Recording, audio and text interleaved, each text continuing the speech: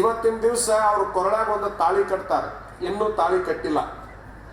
ಕೊರಳಾಗ ತಾಳಿ ಕಟ್ತಾರ. ತಾಳಿ ಬಂಗಾರದ್ದೇ ಇರುತ್ತದೆ, ಯಾವುದೇ ಲೋಹದ್ದಿರೋದಿಲ್ಲ.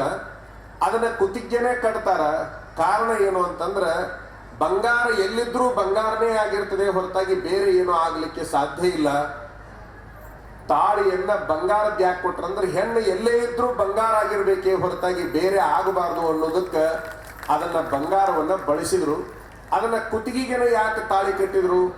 ಎಷ್ಟೇ ವಿಜ್ಞಾನ ಮುಂದುವರೆದಂದ್ರೂ ಅದನ್ನ ಮುಂಗೈಗೆ ತಾಳಿ ಕಟ್ಟಿಲ್ಲ, ಕುತ್ತಿಗೆನೆ ತಾಳಿ ಕಟ್ತಾರೆ. ಮುಂದೆ ಅವ್ರು ತೆಗೆದಿರುವಲ್ರ, ನೋ ಪ್ರಾಬ್ಲಮ್. ಆದ್ರೆ ತಾಳಿ ಮಾತ್ರ ಕುತ್ತಿಗೆನೆ ಕಟ್ತಾರೆ.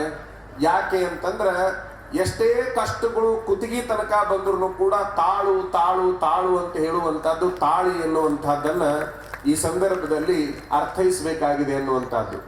ಒಂದನೇದು ತಾಳಿ, ಎರಡನೇದು ಹನಿ ಮೇಲೆ ಕುಂಕುಮ ಇರ್ತದೆ. ಲಗ್ನ ಪತ್ರಿಕೆಯೊಳಗೆ ಚೀಕು ಸೌ ಅಂತ ಮಾಡಿಸಿರ್ತೀರಿ, ಚಿರಂಜೀವಿ ಕುಂಕುಮ ಸೌಭಾಗ್ಯವತಿ ಅಂತ ಹೇಳಿ.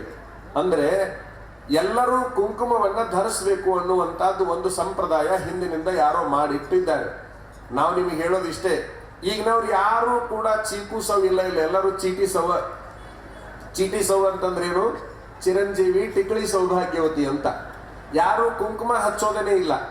ಆದ್ರೆ ಯಾವ ಕಾರಣಕ್ಕೆ ಕೆಂಪು ಕುಂಕುಮವನ್ನ ಹನಿ ಮೇಲೆ ಹಚ್ಚಿದ್ರು ಅಂತಂದ್ರೆ ನಿಮ್ಗೆಲ್ಲ ಗೊತ್ತು, ದೊಡ್ಡ ದೊಡ್ಡ ನಗರದಲ್ಲಿ ರೋಡ್ ಸಿಗ್ನಲ್ ಲೈಟ್ಗಳು ಇರ್ತಾವಲ್ಲ, ಆ ರೆಡ್ ಸಿಗ್ನಲ್ ಬಿತ್ತು ಅಂತಂದ್ರೆ ಎಷ್ಟೇ ದೊಡ್ಡ ಮನುಷ್ಯ ಆಗಿರುವಲ್ನಾಕ ಮುಂದೆ ಹೋಗಬಾರದು, ಅಲ್ಲೇ ನಿಲ್ಲಬೇಕು ಅನ್ನುವಂತಹದ್ದು ಒಂದು ಪದ್ಧತಿ ಇದೆ.